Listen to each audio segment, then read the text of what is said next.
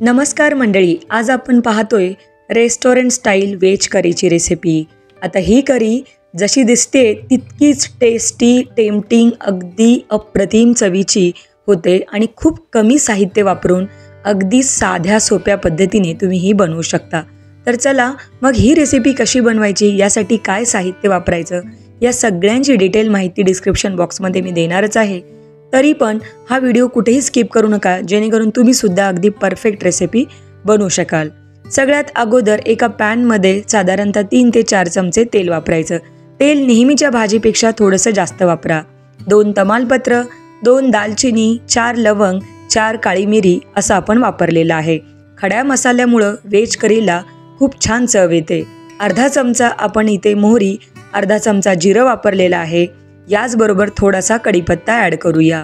आता तेलाऐवजी अर्ध बटर, अर्ध तेल सुद्धा वापरता येतं किंवा दोन्ही न वापरता केवळ साजूक तुपाचा वापर केला तरी चालेल, पण इथे मी तेलच वापरलेलं आहे। आता लसूण आणि आलं हे चॉप करून मी चॉपरमध्ये वापरलेलं आहे। नॉर्मली रेस्टॉरंट स्टाईल भाज्यामध्ये लसूण हा असाच चॉप करून वापरतात, हवं तर तुम्ही त्याची पेस्ट केली तरी चालेल। इथे आता एक कांदा घेतलाय, कांदा सुद्धा आपल्याला व्यवस्थित तळून घ्यायचा आहे। कांदा पूर्णपणे तळला गेला की मग बाकीच्या भाज्या ॲड करायच्या। आता व्हेज करी बनवत असताना भरपूर भाज्यांचा वापर केला जातो, जसं की गाजर असेल, फरसबी असेल, फ्लावर असेल, बटाटा असेल किंवा ग्रीन पीस अर्थातच मटार असतील, आता शिमला मिरची असेल, ज्या काही भाज्या तुमच्याकडे असतील त्या तुम्ही वापरू शकता। आता यातली एखादी भाजी जरी नसेल तर काही हरकत नाही, अगदी चव छानच होते। इथे फ्लावर घेतलेले, याचबरोबर गाजर आणि बीन्स अर्थातच फरसबी, आणि याचबरोबर आपण वापरणार आहोत थोडेसे हिरवे मटार, फ्रोझन मटार आहे ते थोडेसे बॉईल करून घेतलेले आहेत, आणि एक बटाटा सुद्धा मी वापरलेला आहे। भाज्यांची क्वांटिटी आता ज्या पद्धतीने तुम्हाला किंवा जेवढ्या क्वांटिटीमध्ये भाजी बनवायची असेल त्या पद्धतीने वापरला तरी चालेल। इथे मी थोड्या प्रमाणात साधारणतः अर्धी वाटी सगळ्या भाज्या घेतलेल्या आहेत, पण भाज्या घेत असताना समप्रमाणात घ्या, मग ती कितीही क्वांटिटी असो, म्हणजे व्हेज करी अगदी टेस्टी होते। आता थोडीशी हळद टाकायची आणि चवीनुसार मीठ टाकून या भाज्या परतून घ्यायच्या। आता व्हेज करीमध्ये किंवा रेस्टॉरंट स्टाईल भाजीमध्ये या भाज्या सेपरेट तळून घेतल्या जातात, पण ती खूप जास्त लेंदी प्रोसेस होते। अगदी या पद्धतीनेच मी सुरुवातीलाच म्हणलं होतं की थोडंसं तेल जास्त वापरा, म्हणजे भाज्या तुम्हाला फोडणीमध्येच परतून घेता येतील, म्हणजे वेगळं असं काही त्याला फ्राय करायची गरज भासत नाही।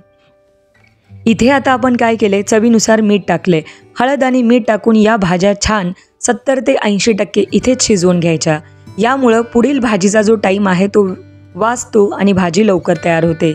याचबरोबर तेलामध्ये शिवाय या फोडणीमध्ये परतल्यामुळं भाजींची जी चव आहे किंवा या भाज्या व्यवस्थित अगदी टेस्टी लागतात या करीमध्ये। तुम्ही पाहू शकता आता सगळ्या भाज्या आपल्या पूर्णपणे तळल्या गेलेल्या आहेत। आता जर तुम्ही याला प्रेस केलात तर याचे तुकडे पडत आहेत, याचाच अर्थ भाजी आपली ऑलमोस्ट शिजत आलेली आहे। आता आपण बाकीचे मसाले ॲड करूया, जसं की 1 ते 1.5 चमचा लाल काश्मीरी चिली पावडर, थोडीशी कमी तिखट असते आणि कलर छान येतो म्हणून मी ती वापरली आहे। त्याचबरोबर आपण इथे वापरणार आहोत धने पावडर, साधारणतः 1 मोठा चमचा, 1 मोठा चमचा जिरं पूड, भाजलेल्या जिऱ्याची पूड आहे, आणि 1 मोठा चमचा किचन किंग मसाला। आता सगळ्यात महत्त्वाचा मसाला म्हणजे किचन किंग मसाला, अर्थातच हा गेम चेंजर मसाला आहे। या मसाल्यामुळं तुमच्या भाजीची चव अप्रतिम येते, मग तो कुठल्याही ब्रँडचा तुम्ही वापरू शकता, पण आवर्जून किचन किंग मसाला वापरावा। आता सगळ्या भाज्या आणि फोडणीमध्ये जे काही मसाले टाकलेत ते व्यवस्थित परतून झाले की टोमॅटो ॲड करावेत। आता टोमॅटो शेवटी का टाकले याचं रिझनही सांगते। टोमॅटो आंबट असतो आणि जर तो सुरुवातीला ॲड केला तर बऱ्याचदा भाज्या व्यवस्थित शिजत नाहीत किंवा वेळ लागतो किंवा मसालाही व्यवस्थित परतला जात नाही, म्हणून सगळ्यात शेवटी टोमॅटो ॲड करावा। त्यानंतर तुम्ही पाहू शकता टोमॅटोसुद्धा आता आपला नरम पडलाय। साधारणतः 1 ते 2 मिनटं झाकण ठेवून मी वाफ काढून घेतलेली होती। तुम्ही पाहू शकता अगदी रंग जो आहे भाजीला सुरेख आलेला आहे। सगळ्यात महत्त्वाचं म्हणजे इथे आपल्याला काजू आणि मगजची पेस्ट वापरायचे, अर्थातच ज्या टरबुजाच्या बिया असतात, आणि याचबरोबर थोडेसे एक 7 ते 8 काजू दुधामध्ये पेस्ट करून मी वापरली आहे। हा मसाला इथंपर्यंत आपल्याला परतून घ्यायचा आहे की या मसाल्यातनं तेल या पद्धतीने सेपरेट झालं पाहिजे। आता सगळ्यात महत्त्वाची टीप, या भाजीमध्ये नेहमी गरम पाण्याचा वापर करा। आता जर तुम्ही या भाजीमध्ये गरम पाणी वापरलात तर भाजीला छान रंग येतो आणि भाजीची चवसुद्धा खूप चांगली येते. थंड पाणी अजिबात वापरू नये, नेहमी गरम पाण्याचा वापर करावा. करी आहे अर्थातच थोडीशी पातळ असणार आहे. जर तुम्हाला जास्त दाटसर आवडत असेल तर त्या पद्धतीने तुम्ही पाणी ॲड करू शकता. आता ही भाजी हाय फ्लेमवर आपल्याला शिजवून घ्यायची आहे. साधारणतः एक 3 ते 4 मिनिटाचा वेळ लागतो हाय फ्लेमवर शिजवण्यासाठी. सगळ्यात शेवटी चवीनुसार लागल तसं मीठ, 1 छोटा चमचा आपण मीठ लागलेला आहे. याचबरोबर थोडीशी साखर आणि त्याचबरोबर थोडीशी कसुरी मेथी. कसुरी मेथी टाकल्यामुळं चव खूप छान येते. आणि सगळ्यात महत्त्वाची टीप म्हणजे सगळ्यात शेवटी थोडासा गरम मसाला ॲड करावा. भाजी शिजत आली की गरम मसाला ॲड करायचा आणि झाकण लावून साधारणतः एक 5 ते 10 मिनटं तसंच ठेवून द्यायचं लहान गॅसवर. असं केल्यामुळं होतं काय, एकतर भाजीला तेल सुटतं किंवा छान तर्री सुटते, याचबरोबर भाजीची चवसुद्धा छान येते.